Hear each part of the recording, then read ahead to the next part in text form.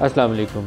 क्या पाकिस्तान तहरीक-ए-इंसाफ और इस्टेब्लिशमेंट में बातचीत का सिलसिला शुरू होना चाहिए? बहुत सारे जो सियासी नाक़दीन हैं उनका ख्याल ये है कि ऐसा माहौल पैदा होना चाहिए जिसमें मुल्क आगे चलता हुआ नज़र आए, और उसके लिए ज़रूरी है कि ये जो एक पार्टी को अंदर बंद करके और बाकी जमातें हुकूमत में बैठी हुई हैं, इस सिलसिले से आगे चला जाए, एक ब्रॉडर कंसेंसस डेवलप किया जाए। जो पोलिटिकल नोयत के मुकदमात हैं उनको सियासी मैदान में ही डील किया जाए और पाकिस्तान के लिए आइंदा के लिए दरवाज़े खोले जाए।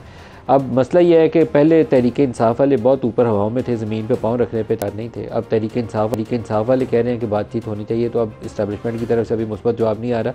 तो जब तक ताली दोनों हाथों से बजे नहीं तो बात आगे चल नहीं सकती। आज एक अली मीन गंडापुर का बयान आया है जिससे ज़ाहिर ये तासुर मिलता है कि इमरान खान जो है वो थोड़ा नरमी पर माइल हो गए हैं और आमादगी ज़ाहिर कर रहे हैं पब्लिक स्टेटमेंट के ज़रिए कि हाँ बातचीत होनी चाहिए। लेकिन बातचीत का आगाज़ किससे होगा? सियासी क़ुव्वतों से या आर्मी चीफ़ और DGI से?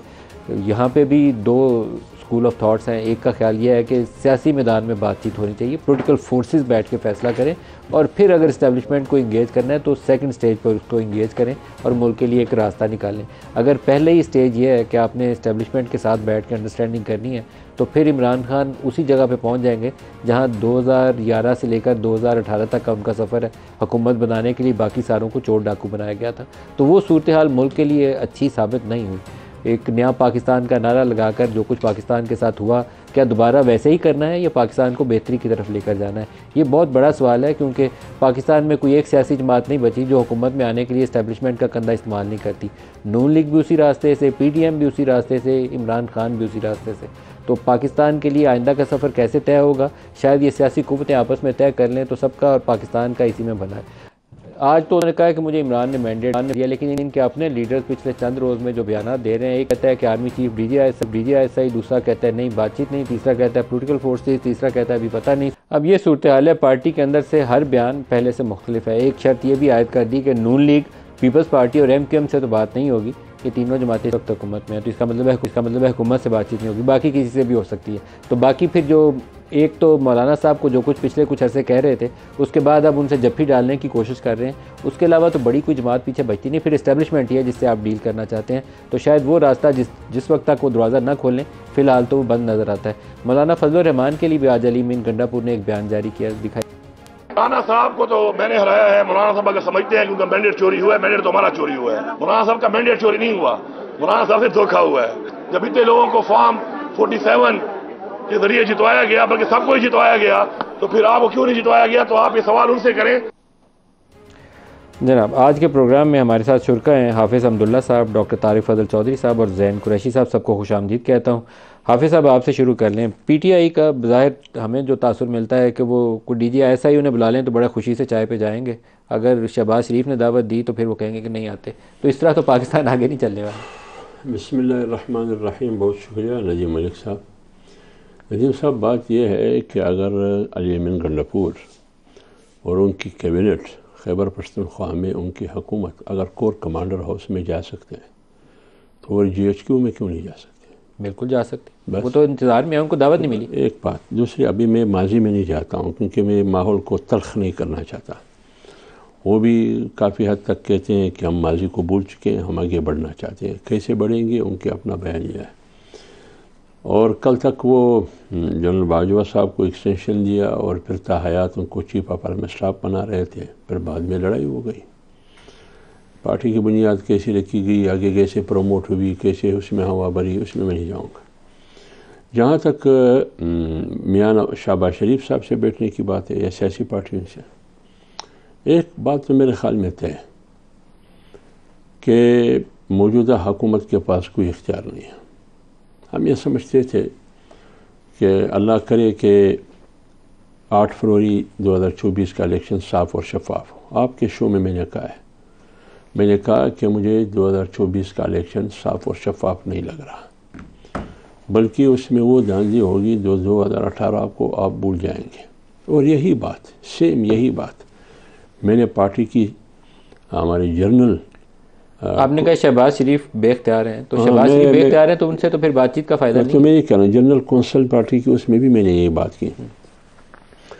अभी शहबाज शरीफ साहब और पे नाराज़ ना हो मेरे भाई डॉक्टर तारिक फजल चौधरी, अगर आप उधर बंद कमरे में उनसे पूछे, वो भी यही कहेंगे कि हम बेख्तियार हैं। इधर नहीं कहेंगे, क्योंकि पार्टी को डिफेंड करना है, क्योंकि हुकूमत में है। और इनके बहुत से साथी है, पहले स्क्रीन पे भी आते थे, वो यही कहा करते थे कि ये हुकूमत हमें क्या कहते हैं उर्दू में, हुकूमत हम नहीं करेंगे, हमें मिली है या हमें तोहफा गया है, इस तरह की बातें।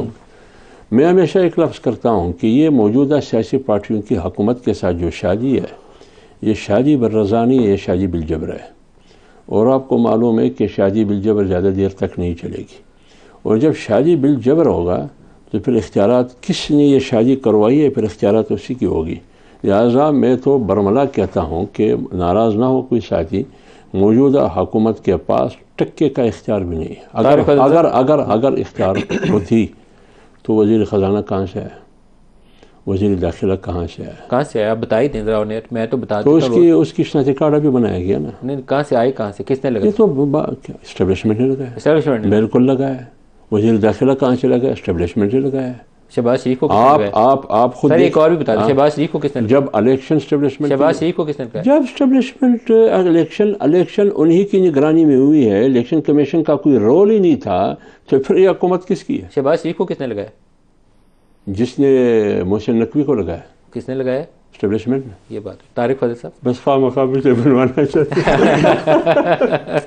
आपका अपना बेटा फौज में, आप देखिए मैं एक बात करूँ, मेरा बेटा फौज में, अभी वज़ीरिस्तान में आप पोस्टिंग, मेरी बात तो सुनिए, वज़ीरिस्तान में जी जी, मेरा बेटा फौज में, लेकिन फौज में जो है वो अपने चॉइस पे, मैंने नहीं रोका है, मैंने किसी बेटे को भी नहीं रोका है। पढ़ना है, कहाँ पढ़ना है, एक बात देखिए, जो मुश्किल महाजों पे ड्यूटी करते हैं ना, उन सारों को सलाम है। मैं आपको क्या, मैं अभी आ रहा हूँ इसी पर, मैं उस हर फौजी को, हर उस सिपाही को, जिस लेवल का भी हो, जो मुल्क की दिफा कर रहा हो, मुल्क की चौकीदारी कर रहा हो, 25 करोड़ की चौकीदारी कर रहा हो, उसको एक हाथ से नहीं, 2 हाथ से सलाम पेश करता हूं, 2 हाथ से फैशन बन गया। पहले एस्टैब्लिशमेंट के पीछे लगे और उसके बाद सूटे मारे। अलामा साहब मुझे बात कर रहे थे, उन्होंने मेरे से सवाल किया हुआ ना, मैं एक बात करूं, बेताशाल बात लगा दी है, हमारी जमात पे लगा दी है, प्राइम मिनिस्टर पे लगा दी है, बात कर लो, मैं एक बात खत्म हो गई थी आपकी, फिर उन्होंने छेड़ दिया आपको, बात कर लो ना, मैं आपने छेड़ दिया है। मेरी बात सुनिए ना, मेरी बात सुनिए। मैंने जनरल अयूब के खिलाफ लड़ाई किया, नाम लेता हूँ मैंने जनरल बातचीत की तरफ से जो बयानात आ रहे हैं इमरान खान की तरफ से, उन्होंने तो नून लीग, पीपल्स पार्टी और एमकेएम पे कांटा डाल दिया। तो पीछे वो उनका दिली ख्वाहिश यही है, जो इन्होंने कहा ना कोर्ट कमांडर हाउस गए थे पेशावर में, तो यहाँ पे ख्वाहिश यही है। सबसे पहले तो मैं ये अर्ज कर दूँ कि ये एस्टेब्लिशमेंट को सियासी मामलात में घसीटना, उनके किरदार के हवाले से गुफ्तगू, ये कोई आज का मौजू नहीं है। दिहाइयाँ गुजर गई हैं पाकिस्तान की सियासत में, उनके रोल को मुख्तलिफ़ तरीके से डिफ़ाइन करना, और अपने हक़ में जिस तरीके से भी हो, अगर आप जीते हों तो बहुत अच्छा, अगर आप हारे हों तो फिर आप जो है वो उनके रोल गुजरांवाला के जलसे में 9 दफ़ा नाम ले रहे थे नवाज शरीफ साहब, वो क्या कर रहे थे? नहीं, मैं आता हूँ उस पर, मुझे सवाल के ऊपर सवाल ना करें, मुझे ये बात जरा क्लियर करने दें। ठीक है, मौलाना साहब को आपने पूरा टाइम दिया है, मुझे भी थोड़ा सा टाइम आपको काफ़ी सारा टाइम मिलेगा, टेंशन नहीं लेनी। गुजरांवाला के जलसे में 9 दफ़ा नवाज शरीफ ने क्यों नाम लिया? जो देखें, बात यह है कि नाम लेके उन्होंने ये कहा, जैसे अभी मौलाना साहब ने कहा कि जो बॉर्डर के ऊपर खड़ा है मैं उसे सलूट करता हूँ। फ़ौज के अंदर अगर कोई भी गैर आइनी काम करेगा तो उसकी कोई सपोर्ट नहीं करेगा, मैं भी नहीं करूंगा। जनरल कमर जावेद बाजवा साहब, आप उस वक्त उन्होंने, उनका किरदार उस वक्त आईनी था कि गैर आईनी था, उस हवाले से उन्होंने बात की। आईनी था वो या गैर आईनी था? गैर आईनी था। तो आज भी अगर कोई किसी का गैर आईनी कदम कोई उठाएगा तो हम उसको सपोर्ट नहीं करेंगे ना, आज कर रहे हैं। बात सिर्फ ये है कि मैंने कहा ना, ये फैशन सा बन गया। अभी ये जो आपने सवाल पूछा और तहरीक इंसाफ के कोई तकरीबन 6 या 7 लीडर्स के आपने बयानात सुनाए, मुझे वो वाक़या याद आया कि किसी गांव में एक शख्स जो है ना, वो सियाना समझा जाता था, लोग उसके पास अपने मसले लेके जाते थे और वो हल बताता था। तो एक दफ़ा लोग मसला लेके गए तो उसने रोना शुरू कर दिया और उसके बाद हंसना शुरू कर दिया। लोगों ने पूछा कि क्यों आप रोए और हंसे? उसने कहा रोया इसलिए हूँ कि अगर मैं दुनिया पर ना रहा तो फिर आपको मसाइल के हल कौन बताएगा? तो उन्होंने कहा आप हंसे क्यों हैं? कहते हैं हंसा इसलिए हूँ कि तुम्हारे मसले का हल मेरे पास है ही नहीं।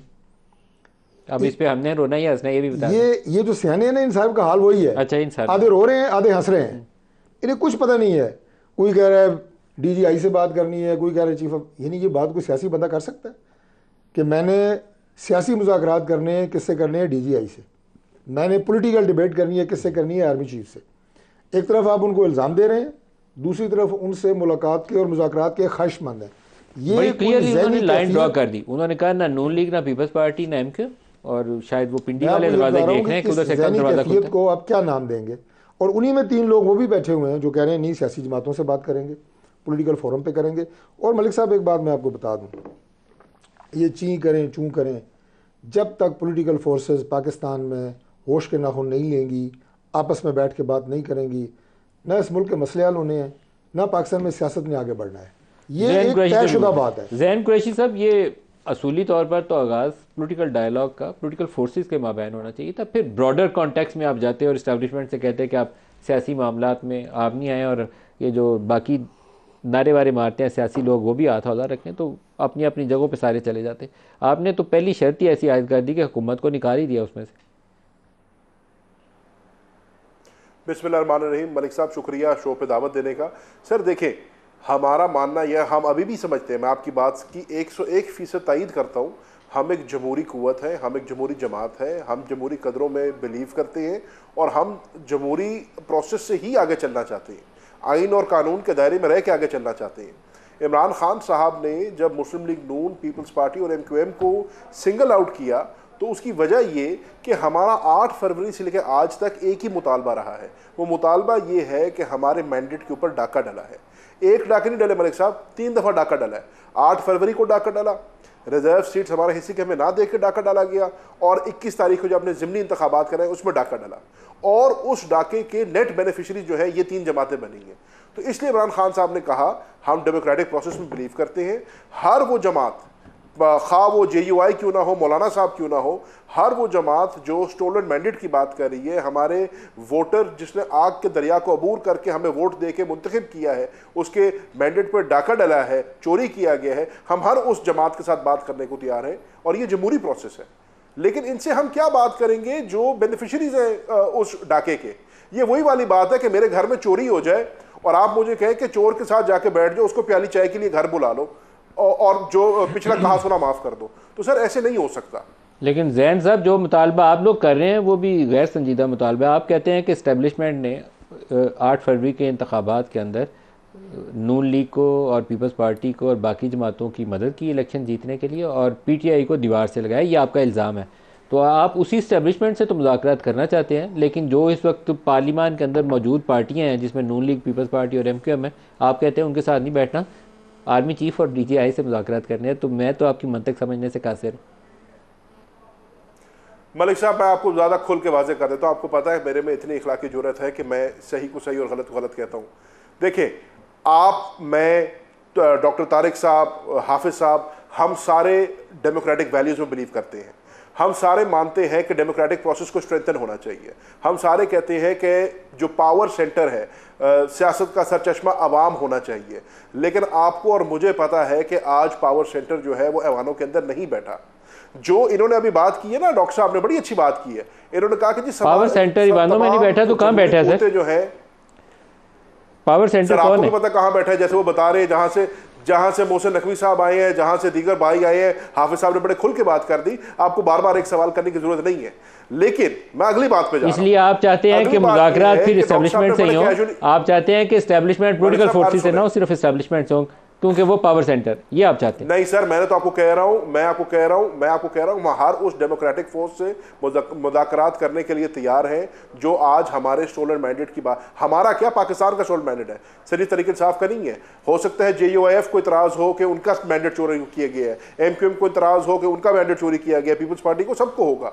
हम आज बात कर रहे हैं कि ये बात, इसमें कोई दो राय नहीं है कि 2024 का जो इलेक्शन हुआ है उसमें कोई भी राजी नहीं है। डॉक्टर साहब कह रहे हैं आधे हंस रहे हैं आधे रो रहे हैं। जिनको हुकूमत मिली है वो भी राजी कोई नहीं है, जो हुकूमत से बाहर बैठे हैं वो भी राजी कोई नहीं है। तो फिर जैसे डॉक्टर साहब ने पहले फरमाया कि जी होश के नाखून ले ले सारी जमहूरती कुव्वतें, तो उन्हीं जमहूरी कुव्वतों में हुकूमत भी तो है ना, हुकूमत भी तो होश के नाखून ले।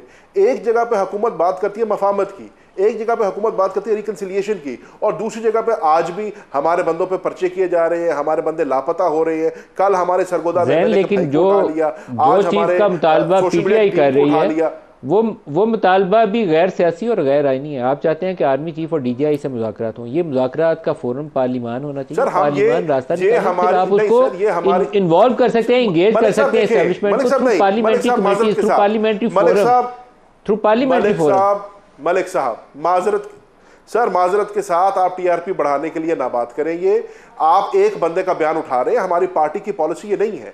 आपने देखा कि बैरिस्टर गौहर जो कि चेयरमैन है हमारी पार्टी के, जब वो इमरान खान साहब को मिल के आए हैं, उन्होंने अडियाला के बाहर आके 2 बातें की। पहली बात उन्होंने ये की कि हमारी आज की तारीख में किसी से कोई मुज़ाकरात नहीं हो रहे, अगर कोई मुज़ाकरात हो गए हम बताएंगे। और दूसरी बात उन्होंने ये की कि इमरान खान साहब ने हमें सख्ती से हिदायत की है कि इन 3 जमातों को छोड़कर, जिनका नाम आप ले चुके हैं, बाकी हम हर जमहूरी कुव्वत से बात करने को तैयार हैं। तो फिर आप बार बार उसको DGI और इस्टेब्लिशमेंट और आर्मी चीफ पे बात ना लेके जाए। आपके पास पाकिस्तान तहरीक इंसाफ का क्लियर कट मौके दोबारा अलीमीन गंडापुर का शॉट दोबारा चलाएंगे, मेरे ख्याल में यहाँ से एस्टेब्लिश हो जाता है। अब पता नहीं आप में से कौन सही बोल रहा है, ये तो मुझे पता नहीं है। ठीक हो गया, मैंने आपसे कहा है सर, मैं आपको इसका आसान हल है ना, इसका आसान हल है। अब यहीं पे आप बैरिस्टर गौहर का भी बयान सुना दें, जो उन्होंने अडियाला जेल से बाहर निकलकर मीडिया से बात की। वो भी अभी सुना दिया, जिसके अंदर वो शर्त आयद कर रहे हैं और नाम भी ले रहे हैं। मलिक साहब मेरी यार सुने सर, मेरी यार सुन लें। सियासी कायदीन की अपनी राय हो सकती है, हम उनकी राय से इख्तलाफ कर सकते हैं, लेकिन हमने वो करना है जो पार्टी की पॉलिसी है, जो चेयरमैन से हमें पॉलिसी आई है, जो बानी चेयरमैन हमें बात कर रहे हैं। और वो बड़े कैटेगोरिकली बैरिस्टर गौहर साहब ने अडियाला जेल के बाहर खड़े होकर आपको बता दी। हाफिज साहब, लेकिन जो PTI एक वो होती है ना, दाएं भी खेल रही है और बाएं भी खेल रही है, बात एक्चुअली वो एक ही जगह करना चाहते हैं। हुकूमत तो उन्होंने अंदर से निकाल दी है। देखिए, अगर वो ये समझते हैं कि आइन हो, वो आइन की बात करते हैं ना। इस मुल्क में आइन नहीं है, कानून नहीं है, पार्लियामेंट नहीं है, हम आइन की बहाली चाहते हैं, जाके की जमहूरियत हम भी कहते हैं। तो आइन में ये गुंजाइश कहाँ है कि हम जाके अलल ऐलान कहते हैं कि हम चीफ ऑफ आर्मी स्टाफ से बात करेंगे या DGI से मिलते। आपकी भी जमात रही है। मैं बात जब आप धरना लेकर आए थे तो मौलाना साहब भी मिलने गए थे। मिलने में मुज़ाहिरा नहीं है, लेकिन इस वक्त एक तनाज़ा है, उसका हल कहाँ से निकलेगा? मैं नहीं कह रहा हूँ कि मिलने पर पाबंदी है। क्यों नहीं मिल सकते हैं आप? वो आपके मुल्क के इदारे हैं। अगर आप जज से मिल सकते हैं तो उनसे भी मिल सकते हैं, अगर आप चीफ इलेक्शन कमिश्नर से मिल सकते हैं तो चीफ ऑफ आर्मी स्टाफ से भी मिल सकते हैं। मिलने में कोई कबाहत नहीं है। लेकिन अगर आप उनसे ये तवक्को करेंगे कि वो आइन की और हल्फ की खिलाफ वर्जी करे और आप भी करें, और एतराज़ भी है कि वो आइन की खिलाफ वर्जी कर रहे हैं, सियासत में मुदाखलत, फिर उसी जो सियासत में मुदाखलत कर रहे हैं उसी से कहते हैं कि सियासत बहाल कर दें। कैसे बहाल करेंगे? इसमें थोड़ा कंफ्यूजन है। दूसरी बात यह है कि आपने सुनवाया शरीर अफरीजी का भी और फलाना का सबका सुनाया, तो मौक़िफ़ एक नहीं है। कोई क्या कह रहा है, कोई क्या कह रहा है। इस पर मैं क्या राय दे सकता हूँ? ये ख़ुद पीछे वाले भी इस पर राय नहीं दे सकते हैं। जैन भाई बैठे हैं, जैन भाई वजाहत नहीं कर सकता है क्या पार्टी का मौक़िफ़ क्या है। तो इसलिए वो बेहतरीन अंदाज में उनकी पार्टी की क़यादत इसकी हो सकती है कि भाई अगर आप मुज़ाकरात चाहते हैं तो किसके साथ चाहते हैं, अगर आप मुज़ाकरात नहीं चाहते तो किसके साथ नहीं चाहते हैं। तो इसलिए मैं कह रहा हूँ कि ये उन पर छोड़ दें वो क्या कहना चाहते हैं। अलबत्ता जमीयत उलमा इस्लाम का मौक़िफ़ ये है कि हम इस सिस्टम जो करप्ट सिस्टम है, जो 8 फरवरी को 2024 8 फरवरी को जो इलेक्शन हुआ, इससे बढ़कर कोई बड़ा करप्शन नहीं है। ये मुल्क के साथ भी खिलवाड़ था, ये 24 करोड़ आवाम के साथ भी खिलवाड़ था, ये आपके साथ भी खिलवाड़ था। ये वोट की इज़्ज़त की जो बात होती रही, वोट की जो तक़द्दुस की बात हो रही थी, उसको पामाल किया गया, बरहानगी के साथ पामाल किया गया, बेशर्मी के साथ पामाल किया गया। आज भी फार्म 45 और 47 जारी हो रहा है। ये किस किस्म का इलेक्शन है? इसको आप इलेक्शन कहते हैं? ये तो ऑक्शन है। पूरा मुल्क नीलामगर था, नीलाम हो रहे थे। ये इलेक्शन नहीं है, ऑक्शन है। ऑक्शन है ये, और बरहानगी के साथ है। डॉक्टर तारिक साहब, आपने पिछले प्रोग्राम में चंद रोज़ पहले या उससे पहले प्रोग्राम में जैन के साथ बैठकर यहाँ वादा करके गए थे कि पार्लियामेंट्री कमेटी और नेशनल रिकन्सिलिएशन बनाएंगे। यहीं इसी प्रोग्राम में बात हुई थी। उसके बाद आपने उसका फॉलोअप बताना है। मलिक साहब, उसका फॉलोअप ये है कि मैं पार्टी का चीफ विप हूँ और जैन साहब भी नामजद पार्लिमानी लीडर हैं। हमारी आपस में मीटिंग्स हुई हैं और हमारी कोई तकरीबन 40 के करीब कायमा कमेटियाँ बननी है। और दूसरा जिस कमेटी की आपने बात की है, तो इसके ऊपर मेंबर्स, चेयरमैन्स, उनका तनासुब, ये सारा मेरा ख्याल अगले तकरीबन 8 से 10 दिन में जैन साहब से पूछ सकते हैं। हमको तकरीबन 2 दफ़ा हमारी ऑफिशियल मीटिंग्स हो चुकी हैं इस पर। लेकिन पार्लियामेंट्री कमेटी और नेशनल रिकन्सिलिएशन आप बना रहे हैं? बनाएंगे इंशाल्लाह। अब उसमें उसको उसी नाम से बनाएं जो आप बता रहे हैं, या हमारी जो बिज़नेस एडवाइजरी कमेटी है उसका और उसका मैंडेट जोड़ दें। मैंने इस सिलसिले में ये भी आपको मैं अर्ज़ कर दूं कि मैंने स्पीकर साहब से भी बात की है इस सिलसिले में, और हम इंशाल्लाह उस पर काम कर रहे हैं। मैंने अपने पार्लिमानी लीडर ख्वाजा आसिफ साहब से भी बात की है। अच्छा, ब्रेक ले लें, डिस्कस करेंगे, क्योंकि पार्लिमान अगर अपना फोरम खुद इस्तेमाल नहीं करेगी तो फिर कहीं ना कहीं और ही जाके ये काम होंगे, तो बेहतर है कि पार्लिमान खुद इनिशिएटिव ले। ब्रेक ले लेंगे, हमारे साथ रहिए।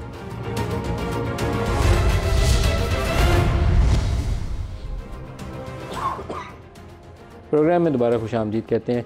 एक बीपर करना चाहेंगे छोटा सा, और ख़बर बहुत बड़ी है। ख़बर यह है कि पाकिस्तान का एक मिशन 3 मई को पाकिस्तान चाइना के ताउन से एक मिनी सैटेलाइट है वो चांद पर भेज रहा है, जो एक बड़ी पेशरफ्त है। पाकिस्तान किसी ज़माने में आज से 60-70 साल पहले इस खित्ते के अंदर पहला मुल्क था जिसने स्पेस टेक्नोलॉजी के अंदर बढ़तरी हासिल की थी, लेकिन उसके बाद हमारे कुछ माली मामलात और मुल्क के हालात ऐसे रहे हैं कि हम आगे नहीं जा सके। डॉक्टर खुर्रम साहब, अस्सलाम वालेकुम। जी वालेकुम अस्सलाम नदीम साहब। सर बहुत शुक्रिया, आप हमें ज्वाइन कर रहे हैं। सर ये जो हम सेटेलाइट भेज रहे हैं, ये कब भेजेंगे और ये सेटेलाइट की क्या फंक्शंस होंगे, क्या काम करेगा, थोड़ी सी उसकी तफसील बताएं। जी जी बिल्कुल, बहुत शुक्रिया।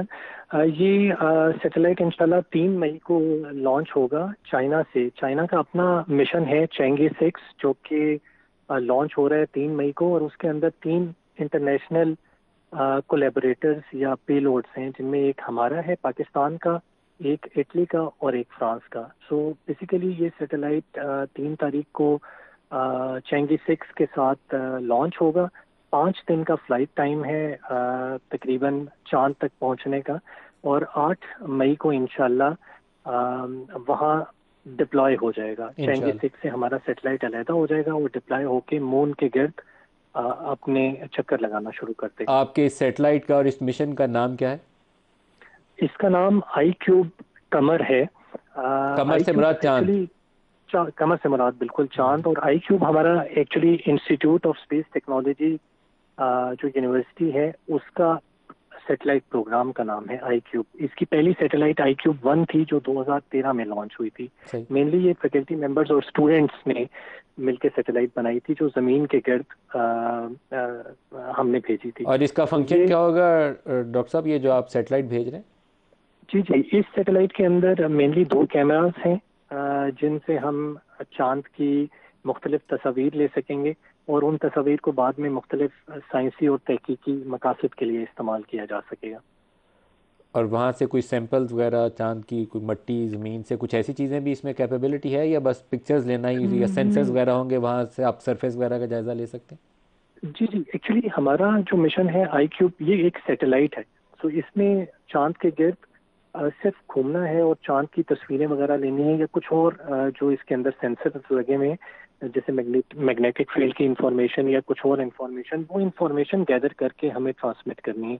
जो चाइना का अपना मिशन है उसने मून के ऊपर लैंड होना है और उसने वहाँ से सॉइल या रॉक्स के सैंपल कलेक्ट करने हैं। सो पर्टिकुलरली हमारे iCube ने चांद के गिर्द गर्दिश करनी है और चांद की तस्वीर हमें वापस भेजनी है। एक लास्ट क्वेश्चन पूछ रहा हूँ आपसे, कोई इन फ्यूचर प्लान कर रहे हैं आपके इससे कोई बड़ा मिशन भेजा जाए और इस रिसर्च को, इसी जो तहकीकी अमल है इसको एक्सपेंड किया जा सके?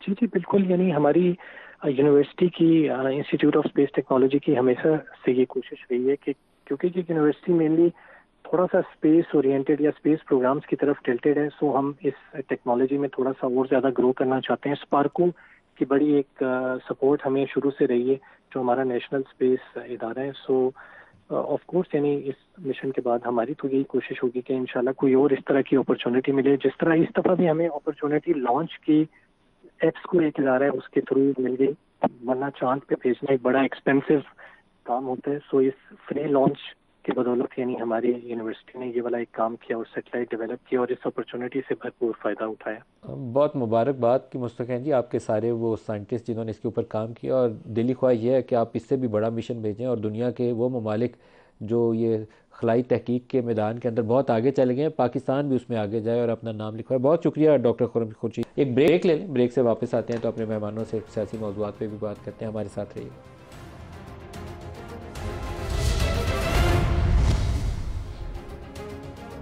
प्रोग्राम में दोबारा खुशामदीद कहते हैं। ज़ैन कुरैशी साहब, आपके पास आ रहा हूँ। लाहौर में चंद रोज़ पहले इसी प्रोग्राम में तारिक फजल साहब ने आपके साथ बैठ के वादा किया था पार्लियामेंट्री कमेटी और नेशनल रिकन्सिलिएशन बनाने का, जो मेरी दानिश में हो सकता है मैं नाक़िस अकल में बात गलत हो सकता है मुख्तलिफ रियलिटीज़ हो, लेकिन पार्लियामेंट्री फोरम जो था वो प्रोवाइड करना प्रॉपर इस मसले के लिए बहुत ज़रूरी था। उस पर पेशरफ नहीं हुई, बातें तो हुई हैं लेकिन आगे नहीं चला, अभी तक मटीरियलाइज़ नहीं हुआ। कोई रुकावट है उसके अंदर, मसले दरपेश हैं, चैलेंजेस है, ये क्या मामला है? मलिक साहब, आपके सवाल पे आने से पहले अगर आप इजाज़त दें तो मैं सिर्फ एक छोटा सा कमेंट करना चाह रहा हूँ लूनर मिशन के ऊपर।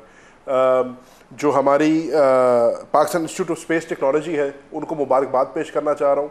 मेरे समझने में ये एक बहुत बड़ी अचीवमेंट है इनकी, और इनकी काविशें हैं जो रंग ला रही हैं, और स्पेस रेस के अंदर पाकिस्तान अपना पहला कदम रख रहा है। तो इनको मुबारकबाद भी पेश करना चाहते हैं और मैं इनको बेस्ट विशेस भी देना चाहता हूँ। अल्लाह करे इनका मिशन सक्सेसफुल हो। जहाँ उनको मुबारकबाद दे रहा हूँ तो मैं डॉक्टर तारिक फजल चौधरी साहब से भी रिक्वेस्ट करना चाह रहा हूँ कि डॉक्टर साहब, जहां हमने सैटेलाइट ऑर्बिट में पहुंचा दी, जहां हमने 21वीं सदी में का एक मुल्क होने का सबूत दे दिया, अब हुकूमत को भी अपनी कसम तोड़ देनी चाहिए। और जो सोशल मीडिया बैन है हमारे मुल्क में, जो ट्विटर और एक्स को बैन किया हुआ है, अब उस बैन को भी लिफ्ट कर दें ताकि हम वाकई दुनिया को कह सकें हम 21वीं सदी में रहते हैं, हम एक मॉडर्न दुनिया का एक मॉडर्न मुल्क है। जहाँ तक बात मलिक साहब आपने की है कमेटीज़ की, तो जैसे डॉक्टर साहब ने पहले बताया, हमारी बड़ी सेहर हासिल गुफ्तगू हुई है। तमाम पार्टी के चीफ विप्स और बतौर पार्लिमानी लीडर मैं उनके अंदर बैठता रहा हूँ और काफ़ी हद तक बात तय पा गई है।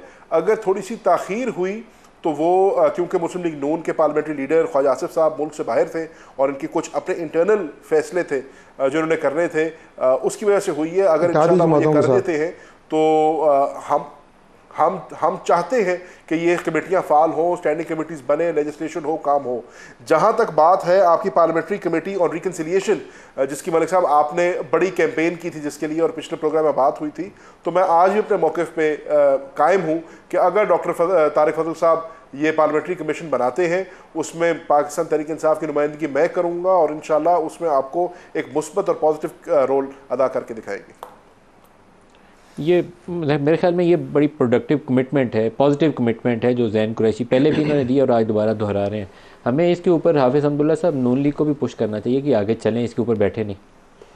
पहले तो मैं वो साइंटिस्ट हमारे जो भाई है उन्होंने एक काविश की है, एक मेहनत की है कि वो अब सैटेलाइट के ज़रिए पहुंच रहे हैं चांद तक और वहाँ तस्वीरें लेके फिर वापस आएंगे। तो ये भी मुबारकबाद के मुस्तहिक है हमारे साइंटिस्ट, इससे बढ़कर कौम मुबारकबाद का मुस्तहिक, क्योंकि ये जो कुछ कर रहे हैं ये तो कौम के पैसों से कर रहे हैं ना।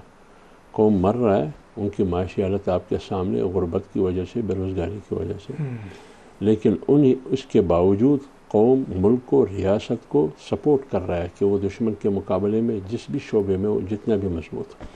लेकिन एक खदशे का इज़हार भी कर रहा हूँ, वो ये कि साइंटिस्ट को तो मैंने मुबारकबाद दी, लेकिन इनसे पहले एक साइंसदान और भी था जिसने एटम बम बनाया, उसका हशर क्या हुआ? डॉक्टर कदीर खान का। कौमी हीरो है। हाँ, कौम हमारे लिए कौमी हीरो है, लेकिन किसने उनको ज़ीरो बनाया?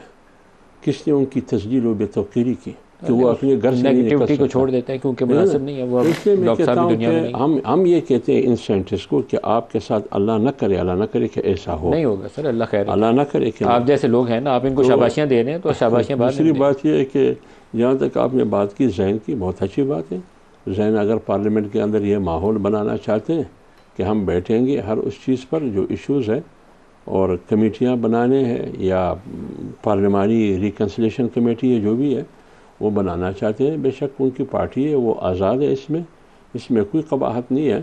लेकिन बात यह है कि अगर एक तरफ हम ये कह रहे हैं कि ये पार्लियामेंट जेली है और इस पर हम एतराज़ है इंतखाबात पर, इन पार्टियों से हमने मुज़ाकरात नहीं करनी है और फिर उन्हीं पार्टियों के साथ बैठ के ये सब कुछ करने के लिए तैयार है, तो इनका अहदाफ क्या होगा, मकासद क्या होंगे? सर स्टेप फॉरवर्ड होगा ना, अगर कमेटी के अंदर ज़ैन बैठे होंगे, तारिक साहब बैठते हैं या कोई और इनकी जमात से सीनियर बैठता है, डॉक्टर साहब ने बात की, बात आगे बढ़ेगी ना? नहीं, बात आगे नहीं बढ़ेगी।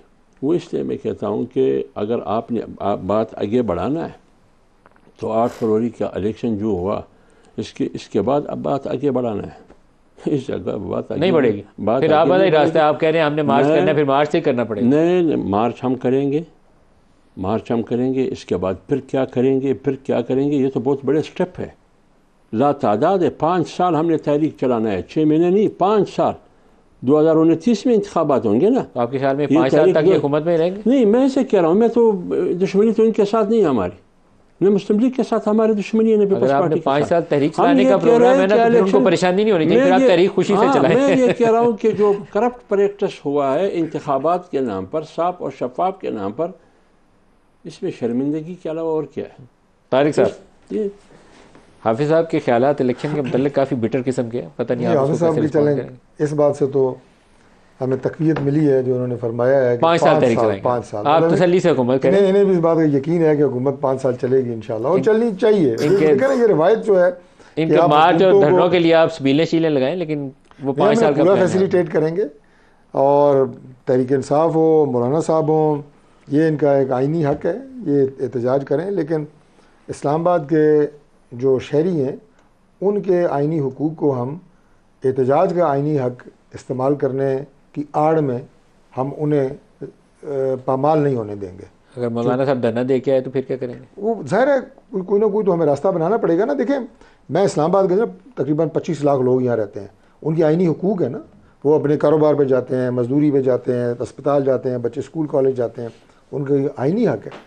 आपके एहतजाज मेरा आइनी हक है, यही से शुरू किया था। 25 लाख लोगों के आइनी हुकूक आप सलब कर लें, वोट को इज्जत दो। मार्च नवाज शरीफ ने इस्लामाबाद से शुरू किया था, पता नहीं उस वक्त जरूर करें, मार्च करें, आप जलसे करें, एहतजाज करें, उस पर कोई एतराज़ नहीं है।